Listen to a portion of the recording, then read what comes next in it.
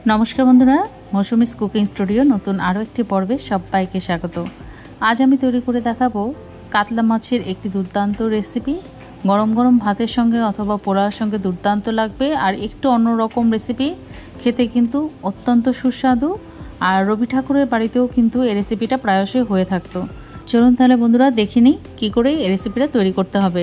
এখানে দেখুন 4 পিস আমি কাতলা মাছের পেটি নিয়ে নিয়েছি। এবার এতে নুন হলুদ মাখিয়ে নেব, পরিমাণ মতো নুন হলুদ দিয়ে দেব, ভালো করে মাখিয়ে নিতে হবে। এভাবে করে মিনিট 5-10 আমি রেখে দেব।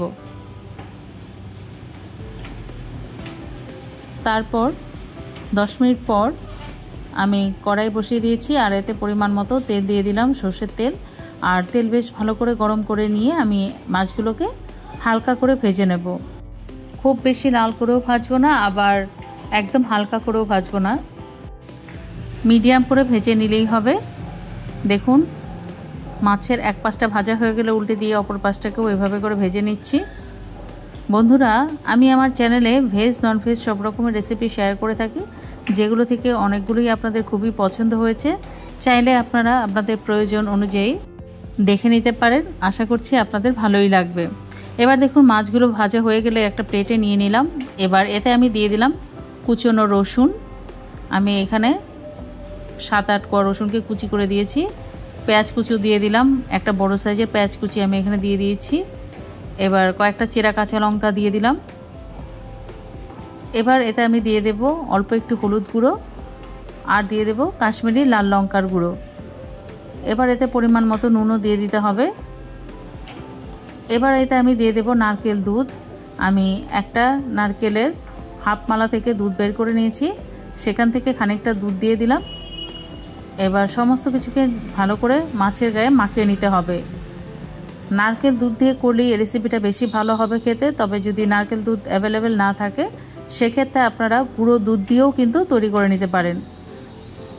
গুঁড়ো দুধ গরম জলে গুলে আপনারা কিন্তু এই রেসিপিটা অনায়াসে বানিয়ে নিতে পারেন। আমার লাগবে খানিকটা দুধ রয়ে গেল, বাদ বাকি রান্নাটা কিন্তু আমি দুধেতেই করব। এবার দেখুন কড়াই গরম করে এতে সরষের তেল দিয়ে দিলাম আর দিয়ে দিলাম ঘি। আমি 2 চামচ ঘি দিয়ে দিলাম। অবশ্যই করে ঘিটা দেবেন। রান্নাটা কিন্তু পুরো ঘিতেও করা যায়, তবে আমি তেল ঘি মিলিয়েই করছি। এবার দেখুন তেল ঘি ভালো করে গরম হয়ে গেলে আমি সব কিছু মাখানো যে মাছটা ছিল সেই মাছটা দিয়ে দিলাম। এবার দেখুন বাদ বাকি দুধটাও দিয়ে দিচ্ছি, নারকেল দুধ পুরোটাই আমি দিয়ে দিলাম। এবার নেড়ে চেড়ে সমস্ত কিছুকে ভালো করে মিশিয়ে নিয়ে রান্না করে নেব মিনিট 10। গ্যাসের স্টিমটাকে লো টু মিডিয়ামে রাখতে হবে আর ঢাকা দিয়ে রান্না করতে হবে। মাঝে মাঝে ঢাকাটা খুলে একটু নেড়ে চেড়ে দিতে হবে। দেখুন মিনিট 5 পর আমি ঢাকাটা খুলে নিলাম, আলতো হাতে মাছগুলোকে উল্টে পাল্টে দিলাম।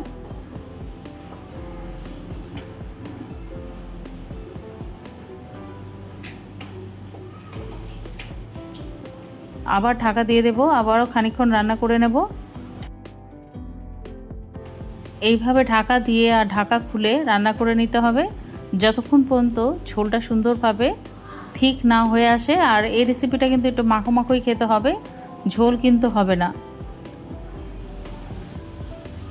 এভাবে নেড়ে চেড়ে আরও মিনিট 5 আমি রান্নাটা করে নেব। ঝোলটাকে আরেকটু গায়ে গায়ে করে নিতে হবে। আমি ঢাকা দিয়ে দিচ্ছি। মিনিট 5 পর ফিরে এলাম। দেখুন একদম তেলটা ছেড়ে এসছে। এভাবেই কিন্তু তেলটা ছেড়ে আসবে যখন, তখন বুঝতে হবে রান্নাটা আমার একদম রেডি। এ সময়তে আমি একটু গরম মশলা গুঁড়ো দিয়ে দিলাম আর দিয়ে দেব অল্প একটু চিনি, পরিমাণ মতো, খুবই সামান্য পরিমাণে, যেহেতু নারকেল রয়েছে তাই একটু মিষ্টিটা দিলে টেস্টের ব্যালেন্সটা হবে। নেড়ে চেড়ে সব কিছুকে ভালো করে মিশিয়ে দিয়ে ঢাকা দিয়ে গ্যাসটাকে অফ করে দেব। তারপর স্ট্যান্ডিং টাইমে রেখে আমি দেখাচ্ছি কতটা সুন্দর হয়েছে। দেখুন রান্নাটা কিন্তু আমার একদম রেডি। গরম গরম ভাতের সঙ্গে পরিবেশন করুন অথবা পোলাওর সঙ্গে পরিবেশন করুন। অবশ্যই বাড়িতে ট্রাই করুন আর কমেন্ট বক্সে কমেন্ট করে জানান আপনাদের মাছের মইলু কেমন লাগলো। ভালো লাগলে লাইক দিয়ে চ্যানেলটিকে সাবস্ক্রাইব করে আমার সঙ্গে থাকার জন্য অনুরোধ রইল। ধন্যবাদ।